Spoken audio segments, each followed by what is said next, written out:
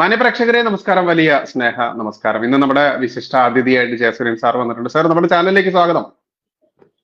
Sir, നമ്മൾ നമസ്കാരം. കണ്ടുകൊണ്ടിരിക്കുന്നതാണ് നമ്മുടെ നാട്ടിലെ ഇപ്പോ ഒരുപാട് സംഭവവികാസങ്ങൾ നമ്മൾ എടുത്തെടുത്ത് പറയുകയാണെങ്കിൽ തന്നെ പറയാൻ പറ്റുന്ന ഒന്നാണ് ഈ തൊഴിലാളി യൂണിയനുകളുടെ ആ ഒരു അതിപ്രസരം. അതല്ലെങ്കിൽ തൊഴിലാളി യൂണിയനുകളും തൊഴിലാളികളും ഒക്കെ എത്രയോ ആളുകളുടെ എത്രയോ സ്ഥാപനങ്ങളെയൊക്കെ പൂട്ടിച്ചിട്ടുള്ള വാർത്തകളൊക്കെ നമ്മൾ ഒരുപാട്, പ്രത്യേകിച്ച് മലയാളികൾക്ക് അത് സുപരിചിതമാണ് ഇഷ്ടം പോലെ. അതിലിപ്പോ MV ഗോവിന്ദൻ മാസ്റ്റർ എന്ന് പറയുന്ന CPM സംസ്ഥാന സെക്രട്ടറിയുടെ ഭാര്യ ശ്യാമളയുടെ ആ ഒരു കടുംപിടുത്തം കൊണ്ട് ഒരാൾ ആത്മഹത്യ ചെയ്ത, സാജൻ എന്ന് പറയുന്ന ഒരാളുടെ ആത്മഹത്യ, ഇതൊക്കെ നമുക്ക് അറിയുന്ന കാര്യങ്ങൾ തന്നെ. ശരിക്ക് ആരാണ് സർ ഇവര് ജനങ്ങൾക്ക് വേണ്ടിയിട്ടാണോ ഈ യൂണിയനുകൾ, അതല്ലെങ്കിൽ ഇത്തരത്തിലുള്ള സംഘടനകൾ, അതോ നാട്ടുകാർക്ക് വേണ്ടിയിട്ടാണോ, അതോ വീട്ടുകാർക്കോ, ഇനി സർക്കാരിന് വേണ്ടിയിട്ടാണോ? എങ്ങനെയാണ് സർ സാറിന്റെ ആ ഒരു വിശകലനം വരുന്നത് ഇതിന്? ഇത് വളരെ ഗൗരവമുള്ള ഒരു വിഷയമാണ്. ഈ വിഷയം ചർച്ചയ്ക്കെടുത്തതിന് ഞാൻ ബൈജുവിനെ അഭിനന്ദിക്കുക. കാരണം കേരളം ഇതുവരെ ചർച്ച ചെയ്യാതെ മറഞ്ഞു കിടക്കുന്ന, അല്ലെങ്കിൽ മറച്ചു വെച്ചിരിക്കുന്ന ഒരു വലിയ സാമ്പത്തിക തട്ടിപ്പെന്നൊന്നും പറഞ്ഞാൽ പോരാ, കൊള്ളാന്നൊന്നും പറഞ്ഞാൽ അതിനൊരു വാക്കൊന്നും ഡിക്ഷണറിക്കകത്തില്ല. അതുപോലെയുള്ള ഒരു സാമ്പത്തിക ഭീകരത എന്നൊക്കെ വേണേൽ പറയാം. അതാണ് ഇന്ന് കേരളത്തില് ഈ ട്രേഡ് യൂണിയൻ എന്ന പേരിൽ നടന്നുകൊണ്ടിരിക്കുന്ന കാര്യം. ഇപ്പോ ഉദാഹരണം എന്ന് പറഞ്ഞാൽ, ഇടതുപക്ഷ പ്രസ്ഥാനങ്ങൾ കേരളത്തില് ആദ്യമായിട്ട് ഒരു സംഘടന ഉണ്ടാക്കുന്നത് കർഷകർക്ക് വേണ്ടിയാണ്. ഓർക്കുക, കർഷക തൊഴിലാളിക്ക് വേണ്ടിയല്ല, കർഷകർക്ക് വേണ്ടിയാണ്. അപ്പൊ കർഷക സംഘടന ഉണ്ടാക്കി കാർഷിക വിഷയങ്ങളിലേക്ക് കടന്നു വന്ന് കർഷകരെ സംഘടിപ്പിച്ച് EMS നമ്പൂതിരിപ്പാട് അധികാരത്തിൽ എത്തിക്കഴിഞ്ഞപ്പോൾ അവർ ചെയ്തത് കർഷക സംഘടന എന്നുള്ളത് അങ്ങ് മാറ്റി കർഷക തൊഴിലാളി സംഘടന എന്നാക്കി മാറ്റി. തൊഴിലാളികളെയാണ് പിന്നെ സംഘടിപ്പിക്കുന്നത്. ഈ തൊഴിലാളികളെ സംഘടിപ്പിക്കുന്നു എന്ന് പറയുമ്പോൾ നമ്മൾ വളരെ ശ്രദ്ധിക്കേണ്ട ഒരു വിഷയമുണ്ട്. ഈ വരുമാനമുള്ള തൊഴിലാളിയെ മാത്രമേ സംഘടിപ്പിക്കുള്ളൂ.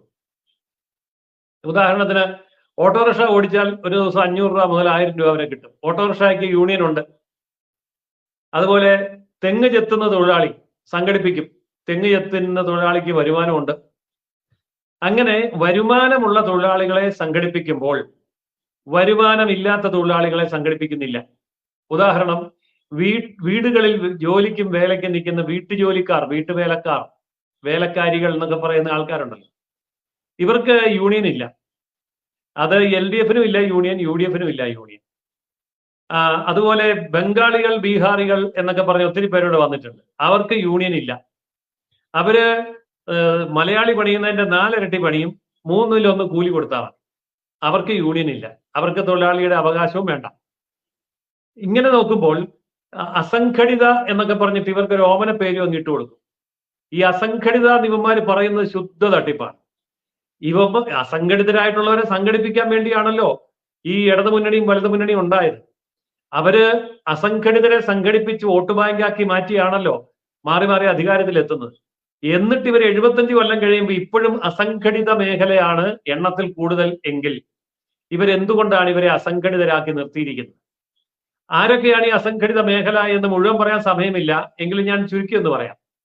ഇപ്പോ കേരളത്തിലെ വൻകിട തുണിക്കടകളില്, ഒരു തുണിക്കടയിൽ ഒരു 100 മുതൽ 200 വരെ ആൾക്കാർ ജോലി ചെയ്യുന്നുണ്ടാവും. ഇപ്പോ ഞാൻ ആ ഒരു തുണിക്കടയുടെ പേരൊന്നും പറയുന്നില്ല, ഏത് തുണിക്കടയാണെങ്കിലും ഒരു വൻകിട തുണിക്കടയിൽ 100 മുതൽ 250 പേര് വരെ ജോലി ചെയ്യുന്നുണ്ടാവും. ഇവരുടെ ഇടയിൽ യൂണിയൻ ഇല്ല. അവർക്ക് ഇരിക്കാൻ കസേരയില്ല, ഇരിക്കാൻ നിയമമില്ല. നല്ല ഭംഗിയായിട്ട് രാവിലെ സാരിയൊക്കെ എടുത്ത് ബസ്സെ കൊണ്ട് ഇറക്കും. അങ്ങനെ ഇവര് രാവിലെ ഇത്ര മണിക്ക് കയറിയാൽ വൈകുന്നേരം കട അടയ്ക്കുന്നവരെ നിന്നോണം. ഇരിക്കാൻ നിയമമില്ല. ഭാഗ്യത്തിന് മൂത്രം ഒഴിക്കാൻ നിയമമുണ്ട്, അതിനുള്ള സംവിധാനമുണ്ട്. പക്ഷെ ഇരിക്കാൻ നിയമമില്ല, സ്റ്റൂളും ഇല്ല, കസേരയില്ല, ഒന്നുമില്ല. ഇവർക്ക് ട്രേഡ് യൂണിയൻ ഇല്ല. ആ തൊഴിലാളി ആരും സംഘടിപ്പിക്കാനില്ല. സ്വർണ്ണക്കടയിലിട്ട് കയറും. വലിയ വലിയ സ്വർണ്ണക്കടയില് ഞാൻ കയറുമ്പോൾ ചോദിക്കാറുണ്ട് അവരോട്, എത്ര പേരുണ്ട് ഇവിടെ പണിക്കാർ? അവര് 75 ഉണ്ട്, 80 ഉണ്ട്, 120 ഉണ്ട്, 150 ഉണ്ട് എന്നൊക്കെ പറയും. അവർക്ക് യൂണിയൻ ഇല്ല. അവരുടെ ശമ്പളം എത്രയാന്ന് ചോദിച്ചാൽ ഒരു 10,000 രൂപയ്ക്ക് താഴെയാണ്, അല്ലെങ്കിൽ 10,000 രൂപയ്ക്ക് തൊട്ട് മുകളിലാണ്. അവർക്കില്ല. അതുപോലെ കാറി ഇല്ലേ, ഈ പാറമടയിൽ പണിയുന്നവർക്ക് യൂണിയൻ ഇല്ല. സ്വകാര്യ ആശുപത്രികളിലെ നേഴ്സുമാർക്കും മറ്റ് ജീവനക്കാർക്ക്, സ്വീപ്പർമാര് അടക്കമുള്ള ആൾക്കാരുണ്ട്, ഗേറ്റ് കീപ്പർമാരുണ്ട്, മോർച്ചറിയിലെ കാവൽ നിൽക്കുന്നവരുണ്ട്, ശവവണ്ടി ഉന്തുന്നവരുണ്ട്, സ്ട്രെച്ചർ തള്ളിക്കൊണ്ട് പോകുന്നവരുണ്ട്. യൂണിയൻ ഇല്ല. ഇവർക്കൊന്നും യൂണിയൻ ഇല്ല. ഇനി സർക്കാരിൽ നിന്ന് ശമ്പളം പറ്റാത്ത സ്കൂള് കോളേജ് ഉണ്ട്. അതായത് അൺഎയ്ഡഡ് സ്കൂളുകൾ, CBSE സ്കൂളുകൾ കൂടുതലും അങ്ങനെ വരുന്നതാണ്. ഒരു 5000 രൂപ, 3000 രൂപ, 8000 രൂപ, കൂടി വന്നാൽ 10-12,000 രൂപ. അല്ലെങ്കിൽ ഏറ്റവും കൂടിയ സ്കൂളിലൊക്കെ ആണെങ്കിൽ ഏറ്റവും സീനിയോറിറ്റി ഉള്ള ഒരു ടീച്ചറിന് 15,000-20,000 രൂപ സാലറി. ഇവരുടെ ഇടയിൽ യൂണിയൻ ഇല്ല, അവർക്ക് യൂണിയൻ ഇല്ല. ഇങ്ങനെ എണ്ണി എണ്ണി പറഞ്ഞാൽ ഒരു 100 കണക്കിന് മേഖലകൾ യൂണിയൻ ഇല്ല. ഇവിടെ LDF ഇല്ല, UDF ഇല്ല, അവരുടെ തൊഴിലാളി സംഘടനകളും ഇല്ല. ഇത് ഞാൻ ആമുഖമായി പറയാൻ കാരണം, പിന്നെ എവിടെയാണ് യൂണിയനുകൾ പ്രവർത്തിക്കുന്നത്? ഇപ്പൊ കേരളത്തിലെ സർക്കാർ ഖജനാവിൽ നിന്ന് ശമ്പളം പറ്റുന്നവരുടെ എണ്ണം ഇപ്പോൾ ഉള്ള ഒരു കണക്ക് പറഞ്ഞാൽ 5,24,193 പേരാണ് കേരളത്തിലെ സർക്കാർ ഖജനാവിൽ നിന്ന് ശമ്പളം പറ്റുന്നവർ. ഇതിന്റെ ഏതാണ്ട് പകുതി വരുന്നത് ഈ എയ്ഡഡ് വിദ്യാഭ്യാസ സ്ഥാപനങ്ങളാണ്. എയ്ഡഡ് വിദ്യാഭ്യാസ സ്ഥാപനങ്ങൾ ഇതിന്റെ പകുതി വരും. എന്ന് പറഞ്ഞാൽ 5 ലക്ഷത്തിന്റെ പകുതിയോളം ഇവരാണ് വരുന്നത്. ഇപ്പൊ സ്വകാര്യ മാനേജ്മെന്റുകൾ നടത്തുന്ന, മത മാനേജ്മെന്റ്, ജാതി മാനേജ്മെന്റ്, വ്യക്തി മാനേജ്മെന്റ് ഒക്കെ നടത്തുന്ന സ്കൂളുകൾ, അതുപോലെ തന്നെ കോളേജുകൾ, മറ്റ് വിദ്യാഭ്യാസ സ്ഥാപനങ്ങൾ, അതായത് B.Ed കോളേജുകൾ, പോളിടെക്നിക്കുകൾ, എഞ്ചിനീയറിംഗ് കോളേജുകൾ, ഞാൻ അതിന്റെ ലിസ്റ്റ് പറയണ്ട, എല്ലാവർക്കും അറിയാവുന്ന കാര്യം. അതായത് അവിടെ യൂണിയൻ ഉണ്ട്. അതായത് ഒരു 50,000 മുതൽ 1.5 ലക്ഷം രൂപ വരെ ശമ്പളം പറ്റുന്ന ഇത്തരം സ്കൂളുകളിലും കോളേജുകളിലും ഒക്കെ യൂണിയൻ ഉണ്ട്. സർക്കാരിന്റെ മറ്റെല്ലാ വിദ്യാഭ്യാസ സ്ഥാപനങ്ങൾ, സർക്കാർ കോളേജ്, സർക്കാർ സ്കൂളുകൾ, അതുപോലെ സർക്കാർ ഡിപ്പാർട്ട്മെന്റുകൾ, ഇവിടെ എല്ലാം യൂണിയൻ ഉണ്ട്. അതിന്റെ കാരണം എന്താണ്? ഇവർക്ക് ഒരു 50,000 രൂപ മുതൽ 1.5 ലക്ഷം രൂപ വരെ ശമ്പളമുണ്ട്. അതുകൊണ്ട് യൂണിയൻ വളരെ ശക്തമാണ്. അങ്ങനെ ശക്തമായിരിക്കുന്ന ഇവിടെ ഈ യൂണിയൻ വെക്കുമ്പോൾ സർക്കാർ തന്നെ നിയമസഭയിൽ പറഞ്ഞ കണക്കനുസരിച്ച് 2,10,000-ലധികം പേര് മദ്രസകളിലെ അധ്യാപകരും അനധ്യാപകരുമായിട്ടുള്ള സ്റ്റാഫ് ഉണ്ട്. സർക്കാർ ശമ്പളം കൊടുക്കുന്നു. അവിടെ യൂണിയൻ ഇല്ല, അവിടെ യൂണിയൻ ഇല്ല. എന്നാൽ സർക്കാർ തന്നെ ശമ്പളം കൊടുക്കുന്ന ദേവസ്വം ബോർഡിന്റെ അമ്പലങ്ങളിലെ പൂജാരിമാർക്കും മറ്റു ജോലിക്കാർക്കും യൂണിയൻ ഉണ്ട്, അവിടെ യൂണിയൻ ഉണ്ട്. അപ്പോൾ ഇത്തരം കാര്യങ്ങളൊക്കെ ഉണ്ടാക്കുന്നത് എന്തിനു വേണ്ടിയാണ് എന്ന് ചോദിച്ചാൽ പറയും തൊഴിലാളി വർഗ അവകാശ സംരക്ഷണത്തിന് വേണ്ടിയാണ്. ഇവരൊക്കെ തൊഴിലാളികളാണ്. നേരത്തെ ഞാൻ പറഞ്ഞവരൊന്നും തൊഴിലാളിയല്ല, പക്ഷെ ഇവരൊക്കെ തൊഴിലാളിയാണ്. കാരണം ഇവർക്ക് കനത്ത ശമ്പളമുണ്ട്. എന്നാൽ ഈ പറഞ്ഞ കനത്ത ശമ്പളം വാങ്ങിക്കുന്ന ഒരു സർക്കാർ ഉദ്യോഗസ്ഥനെ വിളിച്ച് നമ്മളൊന്ന് സംസാരിക്കാൻ, ഞാൻ ഈ കഴിഞ്ഞ ദിവസം അങ്ങനെയൊന്ന് സംസാരിച്ചു. അപ്പോഴാണ് വളരെ ഞെട്ടിക്കുന്ന ഈ സാമ്പത്തിക ഭീകരതയെക്കുറിച്ച് അതിലൊരാൾ പറഞ്ഞത്. അയാൾ പറഞ്ഞു, എന്റെ പേര് പറയരുത് ദയവായി, എന്നെ സ്ഥലം മാറ്റിക്കളയും, അല്ലെങ്കിൽ എന്നെ സസ്പെൻഡ് ചെയ്യുകയോ ഡിസ്മിസ് ചെയ്യുകയോ ഒക്കെ ചെയ്യും, അതല്ലെങ്കിൽ കയ്യും കാലും പെട്ടു, അതുകൊണ്ട് എന്റെ പേര് പറയരുത്, ഞാൻ കാര്യം പറയാം എന്ന് പറഞ്ഞു. ഇയാൾ പറഞ്ഞതാണ്, ഒരു വർഷത്തിൽ 12 മാസം ശമ്പളം കിട്ടുന്നു. അതിൽ 1 മാസത്തെ ശമ്പളം മുതൽ 2 മാസത്തെ ശമ്പളം വരെ ഈ പറഞ്ഞ ട്രേഡ് യൂണിയനുകൾക്ക് പിരിവായിട്ടും മറ്റു പല രീതിയിലും കൊടുക്കണം. അത് അവർ മേടിച്ചെടുക്കും. ഞങ്ങൾ മനസ്സായിട്ടല്ല എന്ന് പറഞ്ഞു. പാർട്ടി പത്രം വരുത്തുന്നത് മനസ്സായിട്ടല്ല, പാർട്ടിയിലെ പത്രം വരുത്തിയില്ലെങ്കിൽ ശിക്ഷണ നടപടി ഉണ്ടാകും, പേടിച്ചിട്ടാണ് എന്ന് പറഞ്ഞതുപോലെ ഇദ്ദേഹം എണ്ണി പറഞ്ഞ 15 കാര്യങ്ങൾ ഞാനിപ്പോ അക്കമിട്ട് പറയാം. ഞാൻ ഈ അക്കമിട്ട് പറയുന്നത് എന്താണെന്ന് വെച്ചാൽ, ഇത് ആരെങ്കിലും പഠിക്കാൻ താല്പര്യമുണ്ടെങ്കിൽ ഇത് പഠിക്കണം. ഞാൻ പറഞ്ഞതിനകത്ത് എന്തെങ്കിലും തെറ്റുണ്ടെങ്കിൽ എന്നെ തിരുത്തണം. കാരണം എന്നെ തിരുത്തുമ്പോൾ കുറെ കൂടെ കൂടുതൽ കാര്യങ്ങൾ പുറത്തു വരും എന്നുള്ളത് കൊണ്ടാണ്. അതായത് ഒരാൾ ട്രേഡ് യൂണിയൻ അംഗത്വം എടുക്കുന്നു, സർക്കാരിന്റെ ശമ്പളം പറ്റുന്ന എയ്ഡഡ് സ്ഥാപനത്തിലാവട്ടെ സർക്കാർ സ്ഥാപനത്തിലാവട്ടെ ഒരാള് അംഗത്വം എടുക്കുന്നു. ആ അംഗത്വം എടുത്താൽ അലിഖിതമായ ചില നിയമങ്ങളുണ്ട്. ഒന്ന്, പാർട്ടി പത്രം വരുത്തിക്കോണം. പാർട്ടി പത്രം വായിച്ചാലും കുഴപ്പമില്ല, വായിച്ചില്ലെങ്കിലും കുഴപ്പമില്ല. 1 വർഷത്തെ സ്കീമൊക്കെ ഉണ്ട്. ആ സ്കീമൊക്കെ എടുത്ത് 1 വർഷത്തെ തുക ഒന്നിച്ചടച്ച് പാർട്ടി പത്രം വാങ്ങിച്ചു കൊള്ളണം. 2, തൊഴിലാളി യൂണിയന്റെ സംഘടനയുടെ മുഖപത്രം എന്ന് പറഞ്ഞൊരു സാധനമുണ്ട്, ധാരാളമുണ്ട്. അത് വാങ്ങിച്ചു കൊള്ളണം. അത് വായിക്കണം എന്നൊന്നുമില്ല, അതിനകത്ത് എഴുതിയില്ലെങ്കിലും കുഴപ്പമില്ല, പക്ഷെ അത് വാങ്ങിക്കണം, നിർബന്ധമാണ്. അതിന്റെ പൈസ അങ്ങോട്ട് കൊടുക്കണം. പിന്നെ 3-മത്തേത്, സംസ്ഥാന സമ്മേളനം നടത്തുമ്പം അതിന്റെ ഫണ്ട് പിരിവ് വരും. ആ സംസ്ഥാന സമ്മേളനത്തിന്റെ ഫണ്ട് പിരിവ് കൊടുക്കണം. പിന്നെ കെട്ടിട ഫണ്ട് കൊടുക്കണം. അതായത് സംസ്ഥാന ഓഫീസ് പണിയുന്നു, ജില്ലാ ഓഫീസ് പണിയുന്നു, താലൂക്ക് ഓഫീസ് പണിയുന്നു. ഇങ്ങനെ താഴോട്ട് വന്ന് ബ്രാഞ്ച് ഓഫീസ് വരെയൊക്കെ ഉള്ള തൊഴിലാളി യൂണിയനുകൾ ഉണ്ടെന്നാ പറയുന്നത്. ഇതിന്റെ എല്ലാപ്പോഴും ഈ നിർമ്മാണം നടന്നുകൊണ്ടിരിക്കും എന്ന് പറഞ്ഞ് രസീതുമായിട്ട് വരുമ്പോൾ അതിന് പിരിവ് കൊടുക്കണം. പിന്നെ ജില്ലാ സമ്മേളനം, അഞ്ചാമത്തേത് ജില്ലാ സമ്മേളനം നടക്കുമ്പോൾ ജില്ലാ സമ്മേളനത്തിന് നല്ല പിരിവ് കൊടുക്കണം. ആറാമത്തേത് യാത്രയയപ്പ് ആഘോഷം. ഇപ്പോ ഒരാൾ പെൻഷൻ പറ്റി കഴിഞ്ഞാൽ അയാളുടെ യാത്രയയപ്പിന് സമ്മാനം കൊടുക്കണം, സദ്യ കൊടുക്കണം. ചില പരിപാടികളൊക്കെ ചിലര് ബസ് പിടിച്ചു പോകും, ചിലര് ഹൗസ് ബോട്ട് പിടിച്ചു പോകും. അപ്പൊ ചെലവ് കൂടും, അതിന്റെ വീതം കൊടുക്കണം. അതിനു വേണ്ടി ഒരു വലിയ പിരിവ് വരും, അത് കൊടുക്കണം. എല്ലാ കൊല്ലവും യാത്രയയപ്പ് ഉണ്ടാകും, കാരണം എല്ലാ കൊല്ലവും റിട്ടയർമെന്റ് ഉണ്ട്. അടുത്തത് ഏഴാമത്തേത് ബ്രാഞ്ച് സമ്മേളനം നടക്കുന്നു, അതിന്റെ പിരിവ് കൊടുക്കണം. എട്ടാമത്തേത് ഇതെല്ലാം കൂടാതെ ഈ സംഘടന ചാരിറ്റി പ്രവർത്തനങ്ങൾ നടത്തുന്നുണ്ട് എന്നാണ് ഒരു വയ്പ്.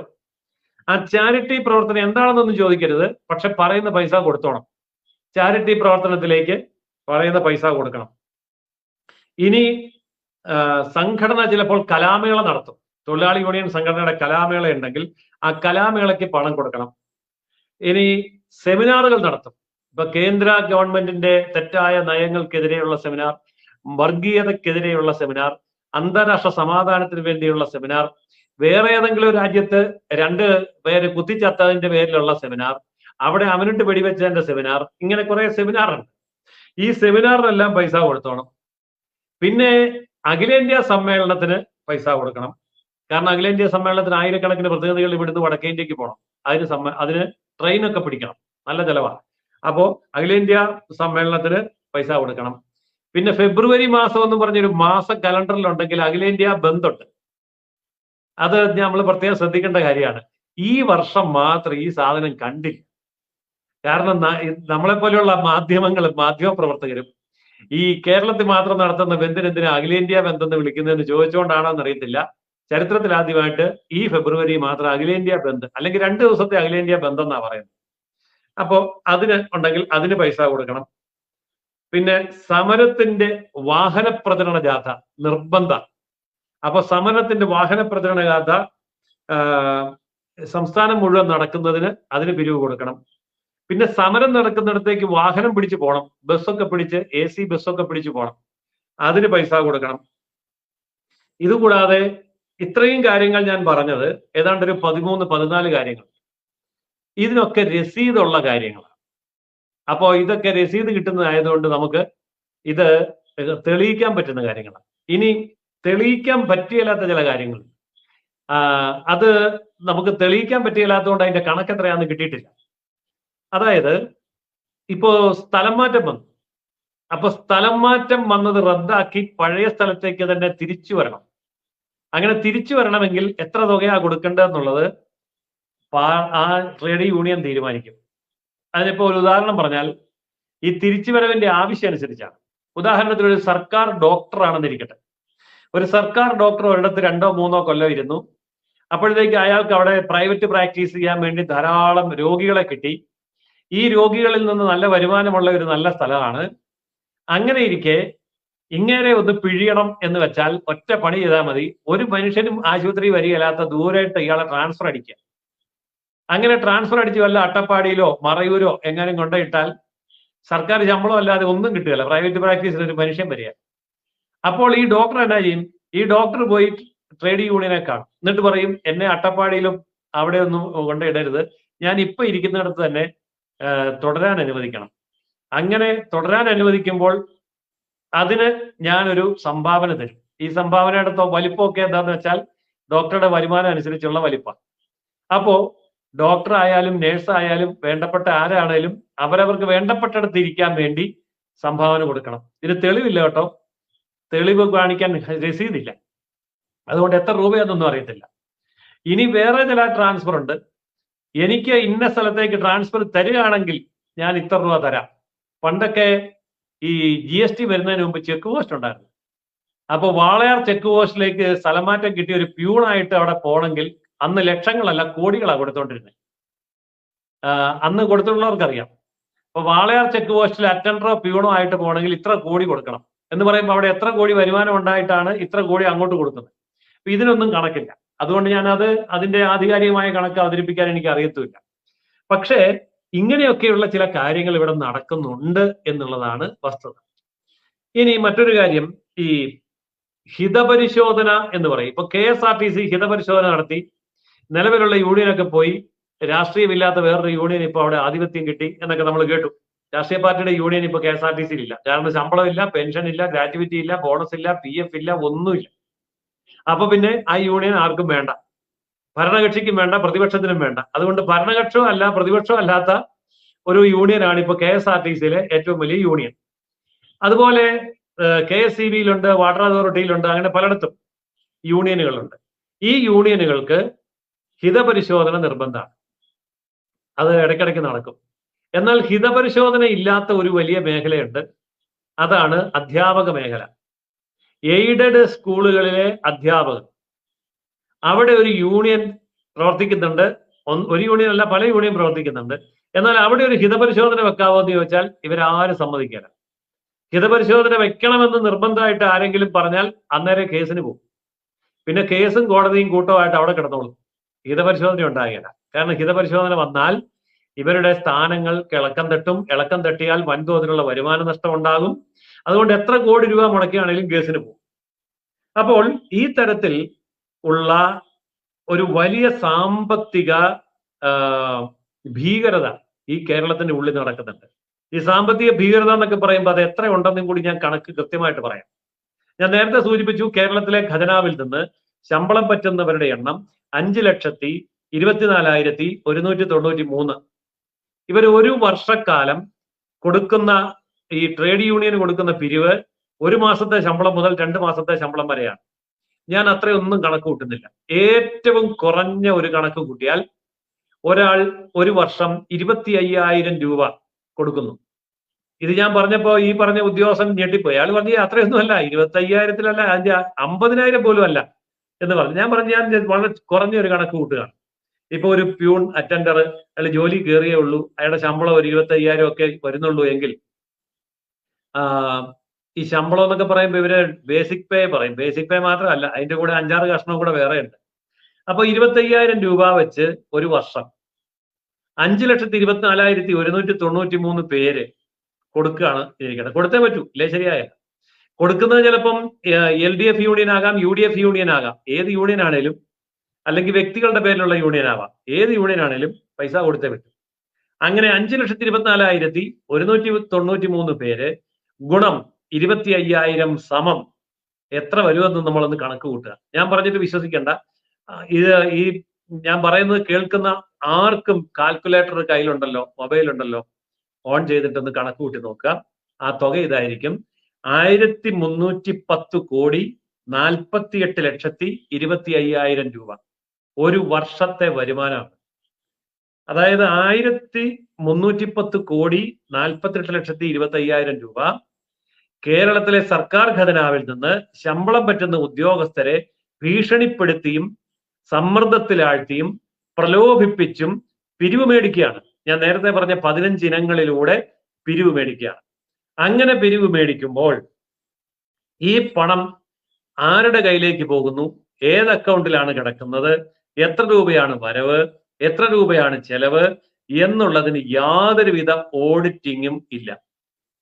ഓഡിറ്റിംഗ് ഇല്ല, കണക്കില്ല, ടാക്സ് കൊടുക്കുന്നില്ല, GST ഇല്ല, യാതൊന്നുമില്ല. അങ്ങനെ 1,310 കോടിയിലധികം രൂപ ഓരോ വർഷവും പിരിച്ചെടുക്കുമ്പോൾ ഈ വലിയ പണം മുഴുവൻ കൊണ്ട് നടക്കുന്ന ഈ സംവിധാനത്തിനെ ഇൻഡസ്ട്രി എന്ന് വിളിക്കണോ, ബിസിനസ് എന്ന് വിളിക്കണോ, എന്ത് വിളിക്കണമെന്ന് എനിക്കറിയില്ല. കാരണം ഇൻഡസ്ട്രി നടത്തുകയാണെങ്കിൽ നമുക്ക് അങ്ങോട്ടൊരു ചെലവുണ്ട്. അതിന് ഭൂമി മേടിക്കണം, കെട്ടിടം പണിയണം, യന്ത്രസാമഗ്രികൾ വേണം. ബിസിനസ് ആണെങ്കിൽ അതിന് ഓഫീസ് വേണം, അതിന് സ്റ്റാഫ് വേണം, അവർക്ക് സാലറി വേണം, അങ്ങനെ പല കാര്യങ്ങൾ ചെലവുണ്ട്. പിന്നെ ബിസിനസ്, സ്വർണത്തിന്റെ ബിസിനസ് ആണെങ്കിൽ സ്വർണം മേടിച്ചു വെക്കണം, തുണിയുടെ ബിസിനസ് ആണെങ്കിൽ തുണി മേടിച്ചു വെക്കണം. പക്ഷെ ഇവിടെ ഒരു നയാ പൈസയുടെ ചെലവില്ല. യാതൊരു വിധത്തിലുള്ള ക്യാപിറ്റലും വേണ്ട, ഒന്നും വേണ്ട. എല്ലാം ഇങ്ങോട്ട് മാത്രം വരുന്ന വൺ വേ വാൽവാണ് ട്രേഡ് യൂണിയൻ സാമ്പത്തിക മേഖല. അതായത് ഒരു പൈസയും ചെലവില്ല, ചെലവില്ലാതെ ഉദ്യോഗസ്ഥന്മാരെ പിഴിഞ്ഞ് മേടിക്കുകയാണ്. എന്നാൽ പെൻഷൻ പറ്റിയ രക്ഷപ്പെടാമെന്ന് വെച്ചാലോ വിടുകല, മരണം വരെ പെൻഷൻ സംഘടനയാണെന്നും പറഞ്ഞ് കൂടെ നടക്കുക. അപ്പൊ ഞാൻ പെൻഷൻ പറ്റിയ ഒരാളെ കണ്ട് ചോദിച്ചു, ഇനി പെൻഷൻ ആയില്ല, നിങ്ങൾ എന്തിനായി പേടിക്കുന്നത്, ഇനി പിരിവ് കൊടുക്കേണ്ട കാര്യമുണ്ടോ എന്ന് ചോദിച്ചു. അപ്പൊ അയാൾ പറയാ, പേടിക്കണം, പെൻഷൻ തടയുമോന്ന് പേടിയാ. കാരണം കിട്ടിക്കൊണ്ടിരിക്കുന്ന പെൻഷനകത്ത് ഇടയ്ക്കിടയ്ക്ക് വർധനവ് വരുത്തണം. ആ വർധനവ് വരുത്തുന്ന പെൻഷൻ മുടങ്ങാതെ കിട്ടണം എങ്കിൽ ഈ പറഞ്ഞ യൂണിയനിൽപ്പെട്ട ആൾക്കാരാണ് അതാത് ഓഫീസുകളിൽ ഇരിക്കുന്നത്. അതുകൊണ്ട് മരണം വരെ ഇവരുടെ കൂടെ നിന്നേ പറ്റൂ.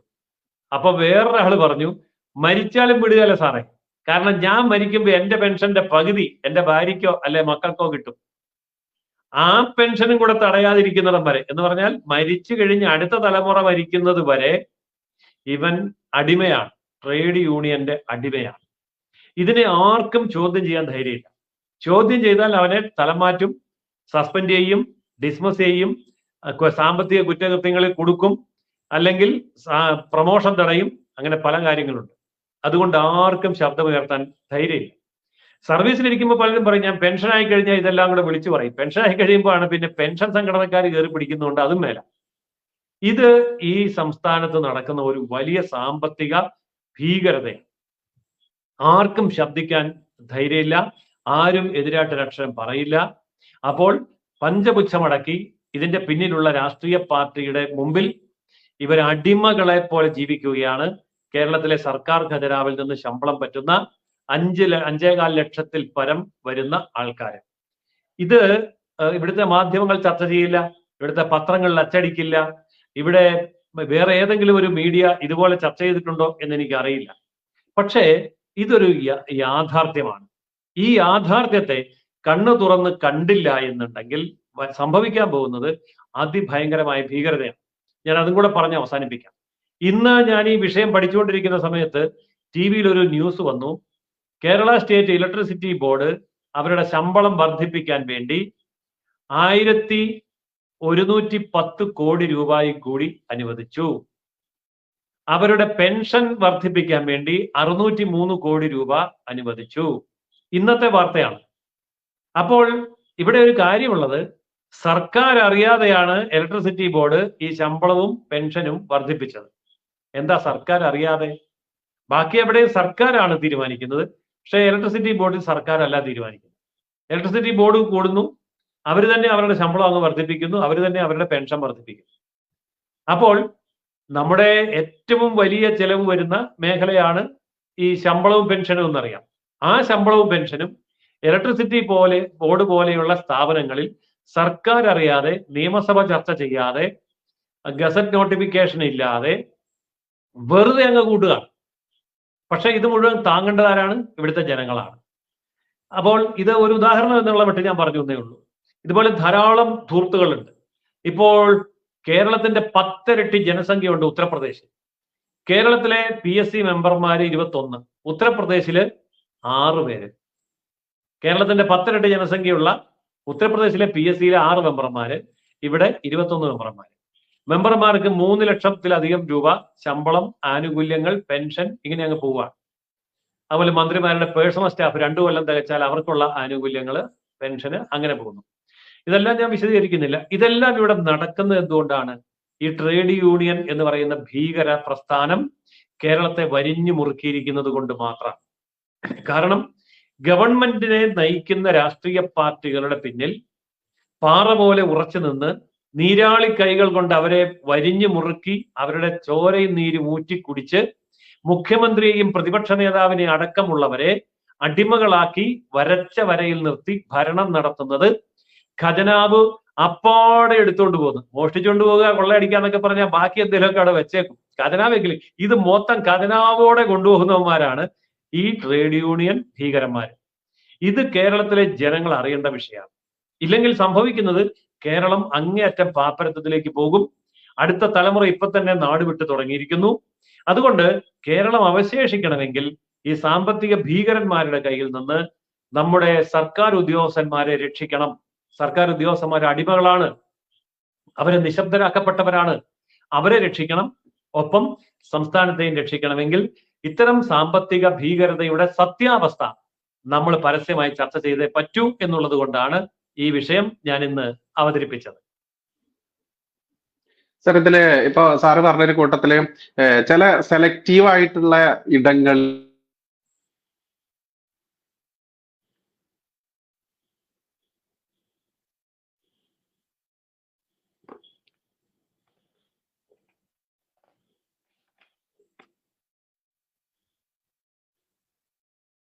ഇത്തരത്തിലുള്ള, സാറിന് കേട്ടു എന്ന് ഞാൻ കരുതുന്നു. ഇവിടെ നെറ്റിന്റെ എന്തോ ഒരു പ്രശ്നം വന്നു. കേൾക്കുന്നുണ്ടോ? ഇല്ല ഇപ്പൊ കേൾക്കുന്നുണ്ട്. ഓക്കെ. ഞാൻ പറയുന്ന ഇപ്പൊ ഈ ലുലു ഗ്രൂപ്പ്, അതുപോലെ ജ്വല്ലറി ഗ്രൂപ്പുകൾ, ഇങ്ങനെ ഒട്ടേറെ സംഭവ സ്ഥലങ്ങളിലൊന്നും ഇതുപോലെ തൊഴിലാളി സംഘടനകളോ യൂണിയനുകളോ ഇല്ല എന്നുള്ളത് നമ്മൾ പറഞ്ഞു.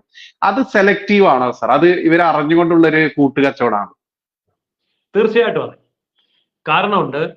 ഇപ്പോൾ കേരളത്തിലെ വളരെ പ്രശസ്തമായിട്ടുള്ള സൂപ്പർ മാർക്കറ്റുകൾ, മാളുകൾ, സ്വർണ്ണക്കടകൾ, സാരി വിൽപ്പന കടകൾ, പാറ മുതലാളിമാര്, ആശുപത്രി ഉടമസ്ഥന്മാര്, പ്രൈവറ്റ് സ്കൂൾ അതായത് അൺഎയ്ഡഡ് സ്കൂളിന്റെ ഉടമസ്ഥന്മാര്, അതുപോലെ സെൽഫ് ഫിനാൻസ് കോളേജ്, ഇങ്ങനെയൊക്കെയുള്ള മേഖല എടുക്കും. ഇനിയുണ്ട് ധാരാളം മേഖല. ഇപ്പൊ നേരത്തെ ഞാൻ സൂചിപ്പിച്ച പോലെ വീട്ടുവേലക്കാര്, അതുപോലെ ബംഗാളികള്, തൊഴിലാളികള്, ഇങ്ങനെയൊക്കെയുള്ള മേഖലകളില് ഈ യൂണിയൻ ഉണ്ടാക്കാത്തത് ഒരു വലിയ ഒത്തുകളിയാണ്.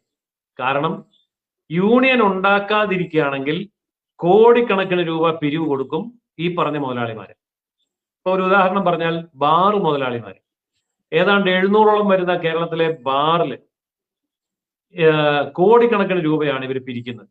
അതുകൊണ്ട് ബാറിൽ ജോലിക്ക് നിൽക്കുന്ന ആളിന് യാതൊരു നിയമപരമായിട്ടുള്ള അവകാശങ്ങളും ആനുകൂല്യങ്ങളും മറ്റു കാര്യങ്ങളും കിട്ടുന്നില്ല. കാരണം അതിന്റെ പേരിന് കുറെ പേരെയൊക്കെ ചേർത്ത് ആ കടലാസ് പണി നടത്തുമെന്നല്ലാതെ അവിടുത്തെ മുഴുവൻ ആൾക്കാർക്കും ഈ പറഞ്ഞതില്ല. രാത്രി 11 മണി 12 മണി വരെ ബാറിൽ നിന്ന് ജോലി ചെയ്യുന്ന ആൾക്കാരുണ്ട്, എനിക്കറിയാം. 10,000 രൂപ പോലും ശമ്പളം. അപ്പോൾ രാപകൽ എന്ന് പറഞ്ഞാൽ അതുപോലെ ഡേ ആൻഡ് നൈറ്റ് വർക്ക് ചെയ്യുന്ന ഇവർക്ക് ഈ പറഞ്ഞ രീതിയിലുള്ള യാതൊരു ആനുകൂല്യങ്ങളും ഇല്ല. അവിടെ ഒട്ട് ട്രേഡ് യൂണിയനും ഇല്ല. എന്താ കാരണം? ബാർ മുതലാളിമാർ കോടികളാണ് മറിക്കുന്നത്. അതുപോലെ സ്വർണ്ണക്കട മുതലാളിമാർ കോടികളാണ് കൊടുക്കുന്നത്. വലിയ വസ്ത്ര വ്യാപാരക്കാർ കോടികളാണ് കൊടുക്കുന്നത്.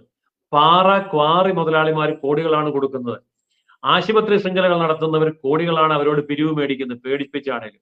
സ്കൂളുകാരോട് പേടിപ്പിച്ചാണേലും അവരോട് വലിയ തുകയാണ് പിരിവ് മേടിക്കുന്നത്. ഇവർക്കൊക്കെ സംസ്ഥാന തലത്തിൽ സംഘടനയുള്ളത് കൊണ്ട് ആ സംഘടനയിൽ അംഗമായിരിക്കുന്ന ആയിരക്കണക്കിന് സ്ഥാപനങ്ങളിലെ അംഗങ്ങൾ എന്ന് പറയുമ്പോൾ ഒരാൾക്ക് വലിയ തുകയൊന്നും വരികയില്ല. 1-2 ലക്ഷം രൂപ കൊടുത്താൽ സംസ്ഥാന തലത്തിൽ വരുമ്പോൾ 100 കണക്കിന് കോടി രൂപയായി. അപ്പോൾ അതിനുള്ള പ്രത്യുപകാരം എന്നുള്ള നിലയിൽ ഇവരുടെ സ്ഥാപനങ്ങളിൽ ട്രേഡ് യൂണിയൻ ഇല്ല, മുദ്രാവാക്യം വിളിയില്ല, സമരമില്ല, കൊടി പിടിക്കാറില്ല, പൂട്ടിക്കാറില്ല. ഇത് സാമ്പത്തിക രംഗത്തെ മറ്റു വലിയൊരു കൊള്ളയാണ്. അതായത് സമ്പന്നരെയും കൊള്ളയടിക്കുന്നു, അതേസമയം തന്നെ അവിടെ തൊഴിലാളികളെയും കൊള്ളയടിക്കുന്നു. ഓക്കെ. അതുപോലെ മറ്റൊരു കാര്യമാണ് സാർ, ഇപ്പൊ ഇത്തരത്തിൽ ഇത് പറഞ്ഞു നമ്മള് ഇതിന്റെ ഒരു ഡേഞ്ചർ അവസ്ഥ എന്താണെന്നുള്ളത് സാറ് സൂചിപ്പിച്ചില്ല. അവസ്ഥയിലേക്ക് പോകും എന്നുള്ളതാണ് പറഞ്ഞിട്ടുള്ളത്. അതിന്റെ ചെറിയൊരു ഉദാഹരണം പറയണേ എങ്ങനെയായിരിക്കും സാർ നമ്മുടെ പ്രേക്ഷകർക്ക് ഇത് മനസ്സിലാവുന്ന ഭാഷയിൽ? അതായത് KSRTC ഇപ്പൊ സംഭവിച്ചിരിക്കുന്നത് നമ്മൾ നോക്കുക. KSRTCയിലെ ആൾക്കാർ ആത്മഹത്യ ചെയ്തു. പെൻഷൻ പറ്റിയവരും സർവീസിലുള്ളവരും ആത്മഹത്യ ചെയ്തു. അവരുടെ കുടുംബം താറുമാറാവുകയാണ്. അതായത് KSRTCയിലെ ഒരു ജോലിക്കാരനാണെങ്കിലും പെൻഷൻകാരനാണെങ്കിലും അവന്റെ കുട്ടികൾക്ക് വിദ്യാഭ്യാസം ചെയ്യാൻ പൈസയില്ല. ആ വീട്ടിലാർക്കെങ്കിലും രോഗം വന്നാൽ ചികിത്സിക്കാൻ പൈസയില്ല. വീട് പണി തുടങ്ങി വെച്ചു, അത് പൂർത്തീകരിക്കാൻ പൈസയില്ല. ചികിത്സിച്ചുകൊണ്ടിരിക്കുന്ന ചികിത്സ നിർത്തിവെക്കേണ്ടി വരുന്നു, കാരണം കൊടുക്കാൻ പൈസയില്ല. എന്ന് പറയുമ്പോൾ ആയിരക്കണക്കിന് വീടുകൾ അനാഥത്വത്തിലേക്ക് വന്നു. പക്ഷേ ഇത് KSRTCയിൽ സംഭവിക്കുമ്പോൾ KSEBക്കാരൻ നിന്ന് ചിരിക്കുക. നമ്മുടെ നാട്ടിലൊരു ചൊല്ലുണ്ട്, പഴുത്ത പ്ലാവില വീഴുമ്പോ പച്ച പ്ലാവില ചിരിക്കുമെന്ന്. ഇപ്പോ KSRTCക്കാരൻ ആത്മഹത്യ ചെയ്യുമ്പോൾ ഇലക്ട്രിസിറ്റി ബോർഡുകാരൻ ചിരിക്കുക.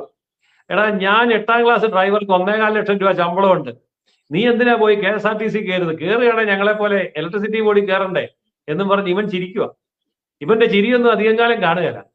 ഈ നാളെ കേൾക്കാൻ പോകുന്ന ആത്മഹത്യ മുഴുവൻ ഇലക്ട്രിസിറ്റി ബോർഡായിരിക്കും.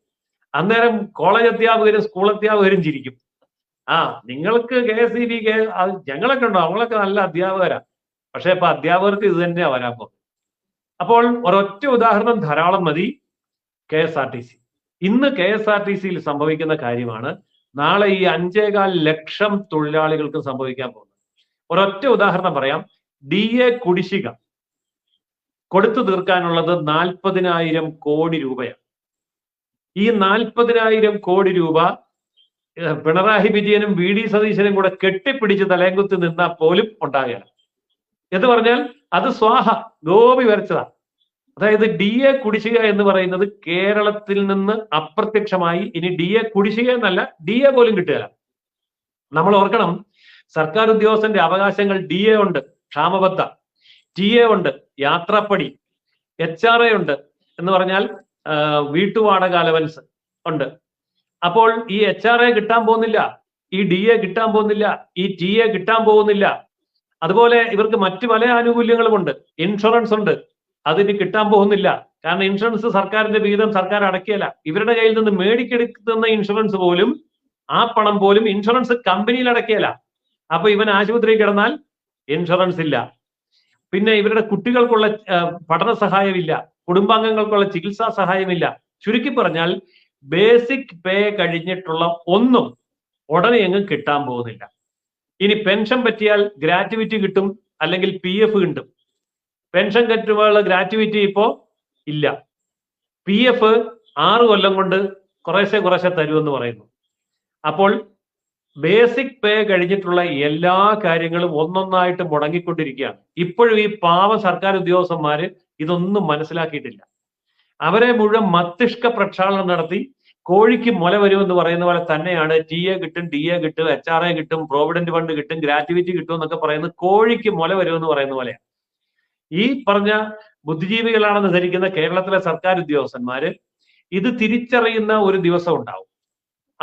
ആ വസ്തുത തിരിച്ചറിയുന്ന സമയത്ത് കേരളത്തിൽ വമ്പൻ രാഷ്ട്രീയ അട്ടിമറിയായിരിക്കും നടക്കാൻ പോകുന്നത്. LDF-ഉം കാണുകയില്ല, UDF-ഉം കാണുകയില്ല. അപ്പോ ഇതായിരിക്കും കേരളം നേരിടാൻ പോകുന്ന സമീപകാലം, അധിക കാലമൊന്നും വേണ്ട, അടുത്ത നിയമസഭാ ഇലക്ഷന് മുമ്പ് ഇതൊക്കെ സംഭവിക്കും. ഇതാണ് നേരിടാൻ പോകുന്ന വലിയ ദുരന്തം. ഇതിനൊരു പരിഹാരം എന്താണ് സാർ? ഇവരുടെ വിവരമില്ലായ്മ തന്നെയല്ല, അതല്ലെങ്കിൽ ഈ ഭരണത്തിലുള്ള ഈ ഒരു പരാജയം കൊണ്ട് തന്നെയല്ല, എന്താണ് ഇതിനൊരു പരിഹാരമായിട്ട് ആണ് പറയാൻ കഴിയുന്നതാണ്? തീർച്ചയായിട്ടും ഇതിന് പരിഹാരമുണ്ട്. ഇപ്പോ ഞാനത് എണ്ണി പറയാം.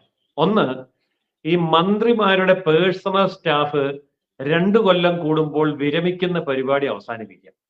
മന്ത്രിമാരുടെ പേഴ്സണൽ സ്റ്റാഫ് ഒരു 4 അല്ല 5 പേര് മതി. അവര് മന്ത്രി മാറിയാലും സ്റ്റാഫ് മാറരുത്. ഇപ്പൊ മന്ത്രി മാറിയാൽ IAS മാറുന്നില്ലല്ലോ. മന്ത്രി മാറിയാൽ ഉടനെ സ്കൂളിലെ അധ്യാപകനെ മുഴുവൻ പിരിച്ചുവിട്ടിട്ട് പുതിയ അധ്യാപകരെ എടുക്കുന്നില്ലല്ലോ. എന്ന് പറയുന്ന പോലെ മന്ത്രി മാറിയാലും സ്റ്റാഫ് മാറരുത്. അവരുടെ എണ്ണം കുറയ്ക്കുക. അവരുടെ പെൻഷൻ പ്രായം 60 വയസ്സാക്കുക. ഒരു കാര്യം. PSC 21 പേര് വേണ്ട. കേരളത്തിന്റെ ജനസംഖ്യ വെച്ച് നോക്കിയാൽ ഒരു 3 പേര് മതി, അല്ലെ 2 പേര് മതി PSC.